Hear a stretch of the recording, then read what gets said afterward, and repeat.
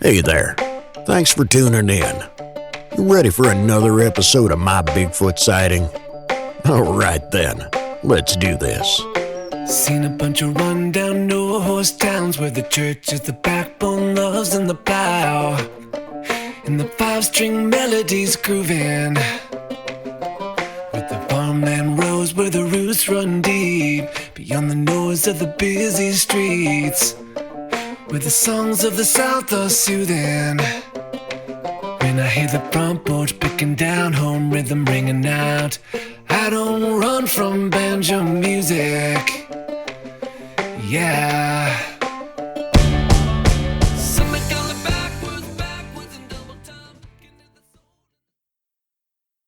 My Bigfoot sightings happened 8 years apart.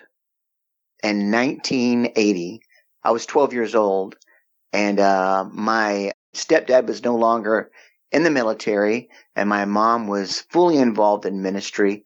She was Native American and Pentecostal and very, very religious, and had taken a position to help in a church in Atoka, Tennessee first, and then we moved to a town outside of a town, between Covington and Millington, Tennessee, off, I believe it's Highway 51. Just after you get past the old drive-in theater that was off 51, you would make a left where the road would Y.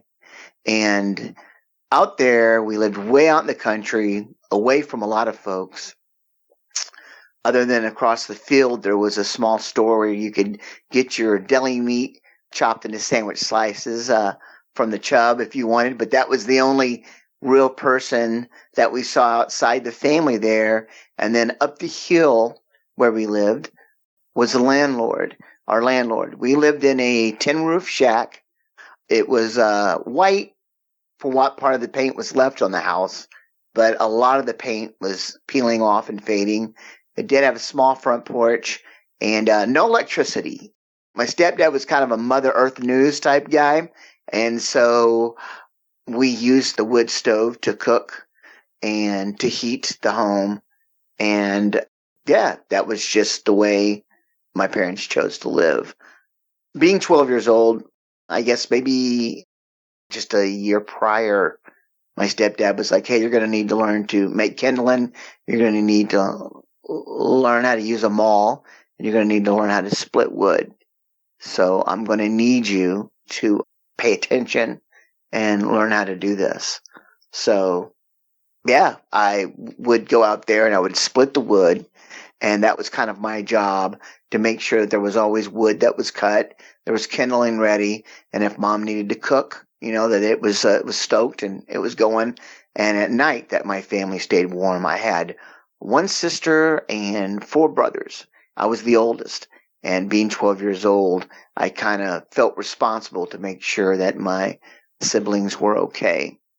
My stepdad was a bit of a overbearing guy. I believe that he was madly in love with my mom, but I was just kind of like extra luggage in the deal.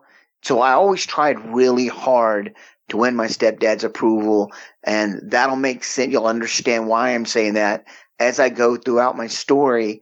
It was really important to me to at least once hear him say, hey, you did a good job. Hey, I'm proud of you.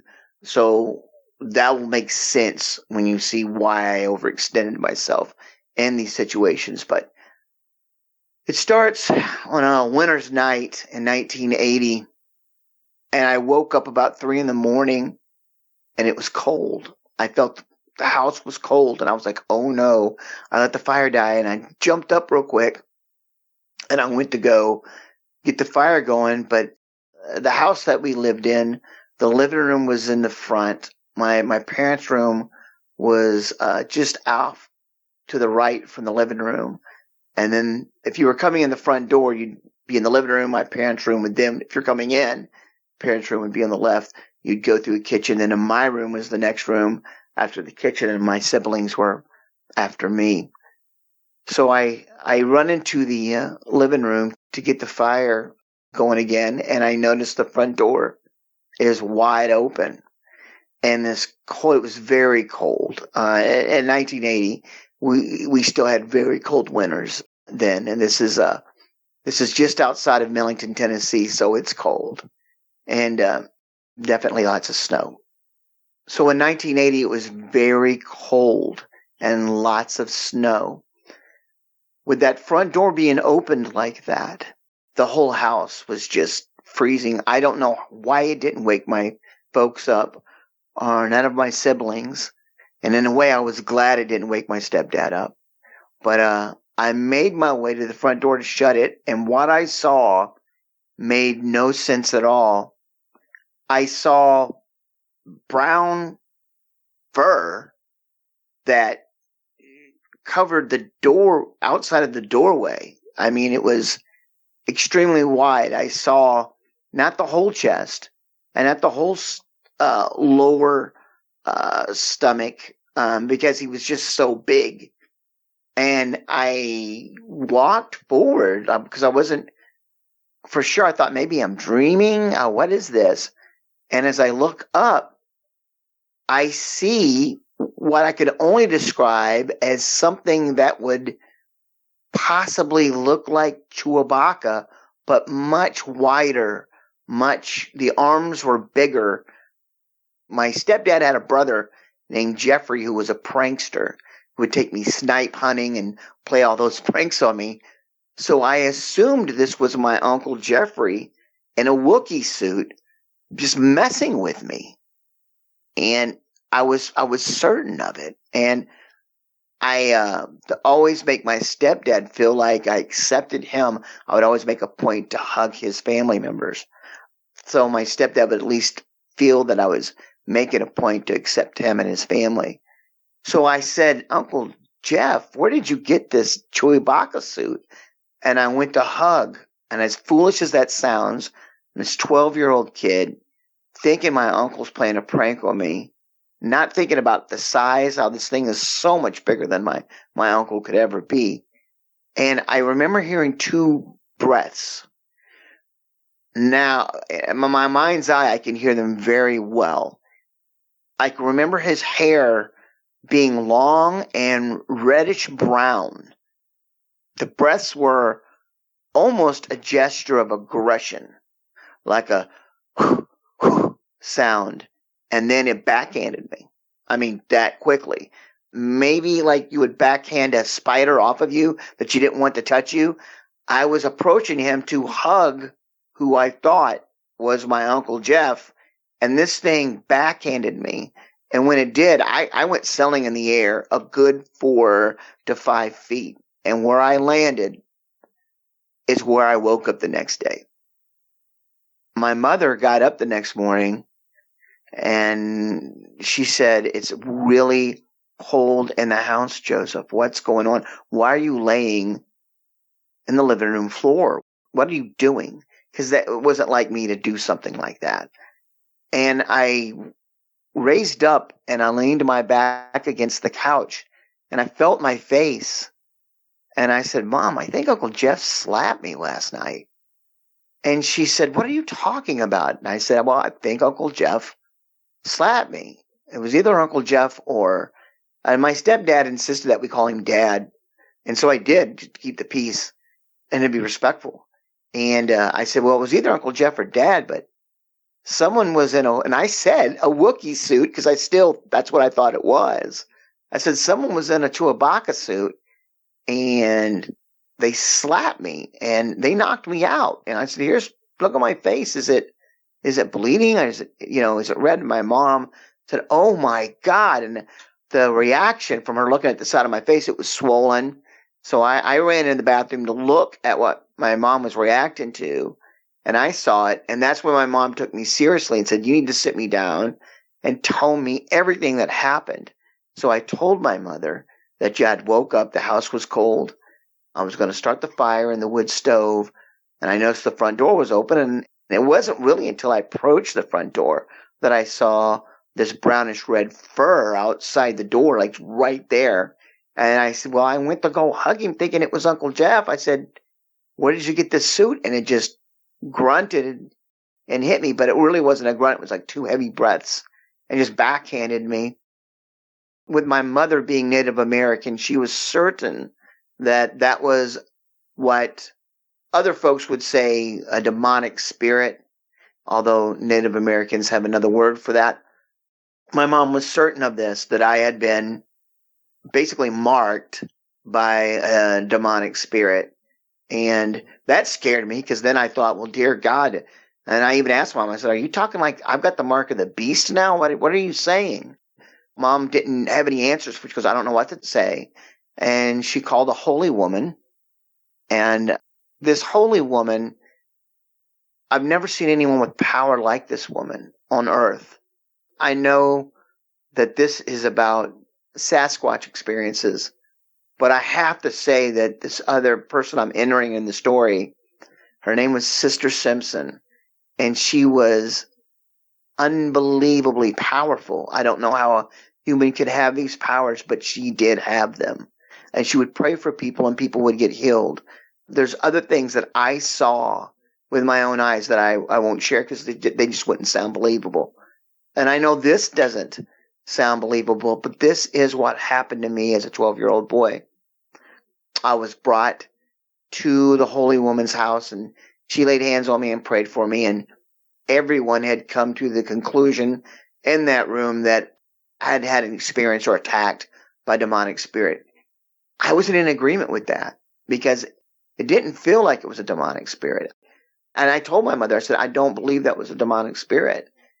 I didn't know what it was, and I wouldn't find out what it was, and I wouldn't talk about it. After that situation, I told my family I didn't want to talk about it. It wasn't a demon. That's that. And it wasn't until television shows started showing an interest in Sasquatch that I caught a couple, because I'd never heard of Bigfoot. And I think Bigfoot, the name Bigfoot, is an insult. I think it's a name that the government came up with to make us not take these creatures seriously. So I wouldn't use the word Bigfoot. I personally think that it's a North American primate. I think they're intelligent. I think they've observed us in the woods. They see how we harvest creatures to feed our family, and some of them have their own personalities. Some of them are aggressive. Some of them are territorial. Some of them are kind and understanding. And they're all different, I believe. And the one, if it was mean, if it was evil, it could have eaten me or killed me at any time, and it did not. I think it was a reaction to me being a strange thing, approaching it to hug it, and it just swatted me away. But it makes sense now, because I remember our first night moving in that house, our dogs barked all night long. And our landlord had chickens, and our landlord had pigs. And there was a huge body of water, a huge lake, and he kept having problems with something eating his livestock, killing his livestock. So he bought a Great Dane, and he bought another dog. I don't know what happened to the other dog. Something did happen to it. I remember that. But the Great Dane just barked all night long, and so did our dogs. From the first night we moved into that tin roof shack until that experience. After that experience, the weird thing is, the dogs did not bark all night long anymore. It never happened again. And I thought that was odd, that after the experience, the Great Dane stopped barking all night long, and our dogs stopped barking all night long. And I thought that was odd. And I remember mentioning that to my mom. And I think that thing probably just realized that there are people that are loving, and that I didn't have any malintent toward it. Who knows? Or maybe he's just decided, hey, these people are weird. They walk up and try to hug creatures. I'm just getting away from these folks. Who knows? But something was eating. I believe it was this creature that was eating the chickens and livestock and the pigs. I believe it had something to do with that one dog missing. And because of that large body of water that was there, I believe that's probably where it got some of its strength. But if you look at where Millington, Tennessee is comparatively to Shelby Forest, then it makes sense, because the river's right there too. I think it's Mississippi River. So he had access, whatever this thing was, it had access to waterways and food. It was a decent place for it. And that's all that became of my first experience in 1980 as a 12-year-old. I never had another Sasquatch experience until 1988. And my mother had gotten divorced and was promoted in her company to take over the territories in Missouri with her company. And one of the territories was Boone County, was Columbia, Missouri. Columbia sits right between St. Louis and Kansas City off of I-70.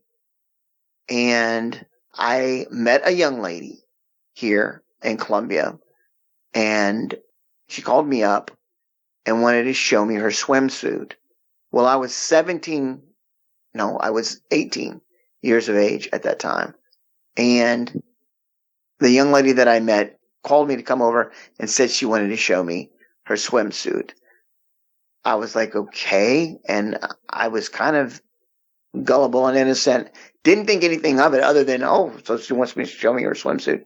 Get my opinion. All right. So I get to her place and she goes, well, not here. We're going to go to Nifong Park and I'll show you. Well, that's when I thought, okay, well, that's weird.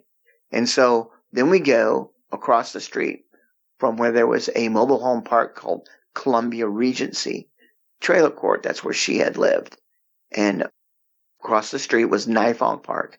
And there was a trail. There was one trail that everyone used, but there was another trail that was kind of off the beaten path that wasn't used that much. And it seemed to me to go on forever. I wasn't very comfortable, and I didn't understand why she had to lead me so deep into the woods just to show me her swimsuit. I had no clue. I was clueless back then as a young man. I really, didn't know what this young lady was trying to do. I no clue, none whatsoever. And we finally get to a spot where there's these logs laying down in a bit of a clearing. And she goes, well, take a seat. And she had this long shirt on. She goes to take this long shirt off. And there's this loud knocking. And I said, what is that? And she goes, oh, every time I come out here, I think that's my brother following me out here. And I think he brings a baseball bat and knocks on the trees just to scare guys away. And I remember asking, well, how many guys have you brought out here? What is this? And I said, I'm not comfortable. You know, if you remember at that time, there was Friday the 13th and there was Halloween, these movies. I'd seen them.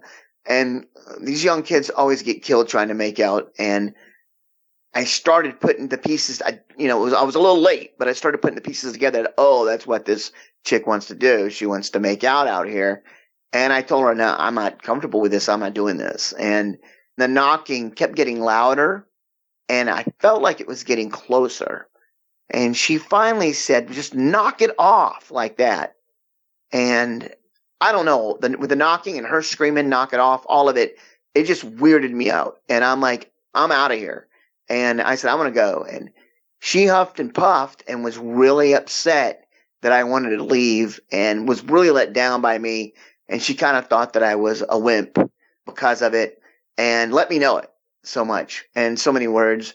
And we leave and we get out of there. And I've never been so happy to see the clearing, get out of those woods. I mean, to tell you, there was a weird feeling. It was odd.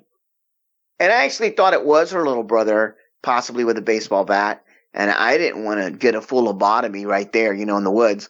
So I was ready to roll anyways. And I wasn't ready for making moves like that with a chick. I just not interested at that time in that kind of stuff. Still a kid, in my mind and in my heart. And so not feeling it at all. But I kept dating her on and off. And I would say 2 years later, I was renting a room from her mother in the place. Because my mom had moved and taken a different territory. The relationship kind of got serious with me and this young lady. And her mom felt safe with me being there at the house and was like, well, I've got a room for rent. Would you like to rent it? You don't have to move out of Columbia with your mother. And I was like, yeah. At that time, I was 20, I believe. 20 years of age. And I had just gotten hired at the University of Missouri. And one of the dining halls there. And my shift started at 6:30 in the morning. And so it was still dark when I would leave from work. Where that mobile home park set across the street from Nifong Park, I would come to the stop sign and make a right to head to where I needed to go. Now, there was a clearing there of the park, but next to the park was a wooded area. It's wooded now, but at that time, the trees weren't that high, as high as they are now. And as I came to the stop sign to make the right, my headlights landed on two creatures. One stood maybe 5 foot tall, and it was picking something off the top of the bushes as if it was eating, covered in hair. Looked more chimp-like to me. But when it saw me, it paused, it looked up, and it ran in a zigzag pattern, but it held its hands above the bushes as if it didn't want to scrape its hands on the bushes, which I thought was odd. And it ran in a zigzag pattern to a much bigger whatever this thing was. And I just stopped in the middle of the road. I just hit my brakes and stopped and just looked like, oh my God, is this going to happen all over again? And I just, sat there for a minute, just stunned at what I was seeing. And by the time this thing zigzagged to its, what I would have to say, parent, just from the way those two were interacting, they disappeared into the woods so quickly and disappeared into the darkness past my headlights. I mean, initially seeing them, it felt like I sat there for an hour, but that's not the case. And they were gone so quickly. It was a matter of minutes, I'm sure.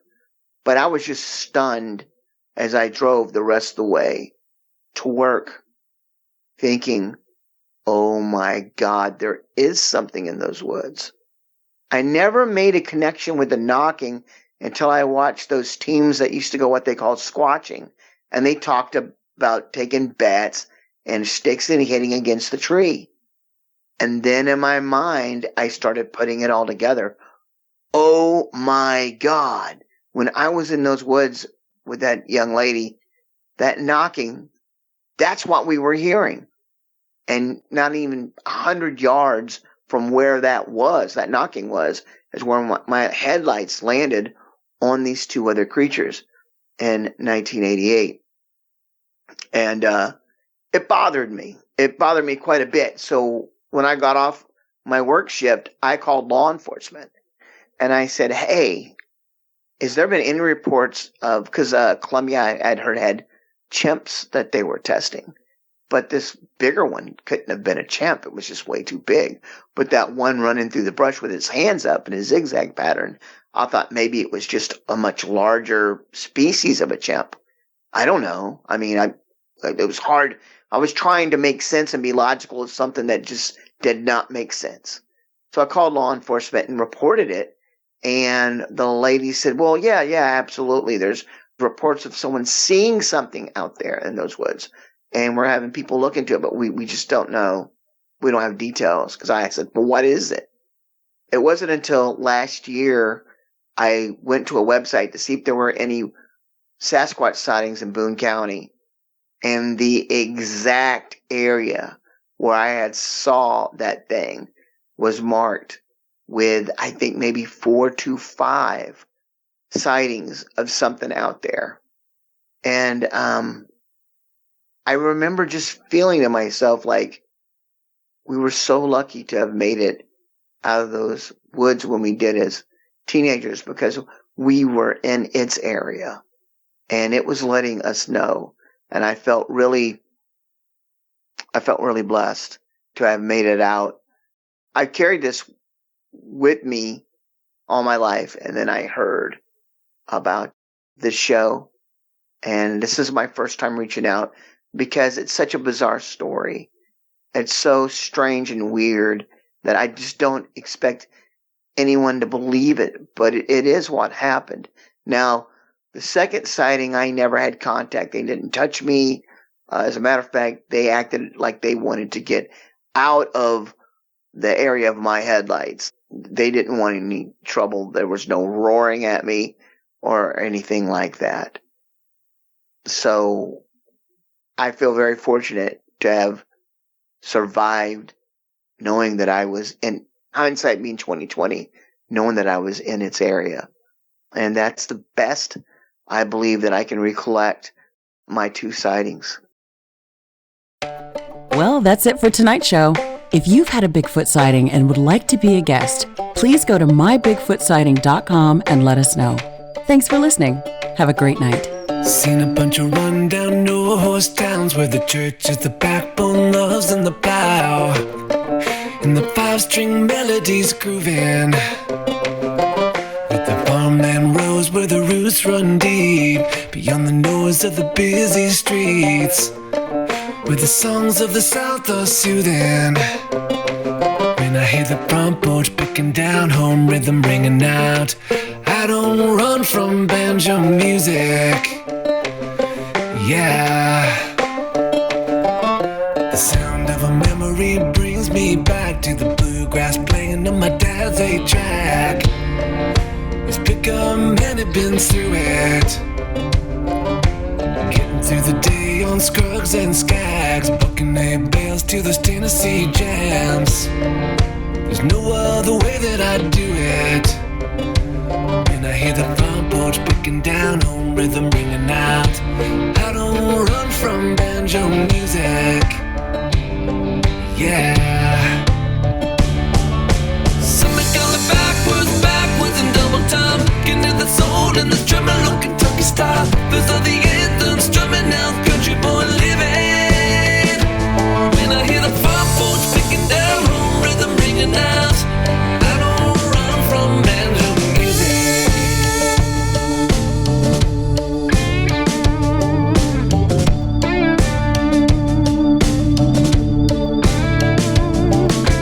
Pace of the city life drives me wild. The only tune is the cars rushing by, with the bass on the stereos booming. When I hear the front porch picking down, home rhythm ringing out, I don't run from banjo music. Yeah. Something going backwards in double time, looking at the soul in the tremolo Kentucky style. Those are the anthems strumming out, country boy living. When I hear the front porch picking down, home rhythm ringing out, I don't run from banjo music.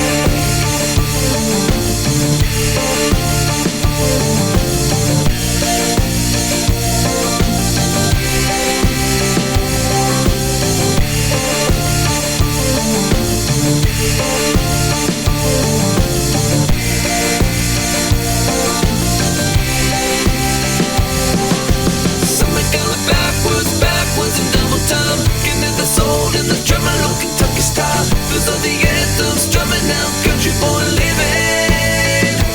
When I hear the front porch picking down, home rhythm, ride chicken porch swing, mama's best sweet tea kind of sound.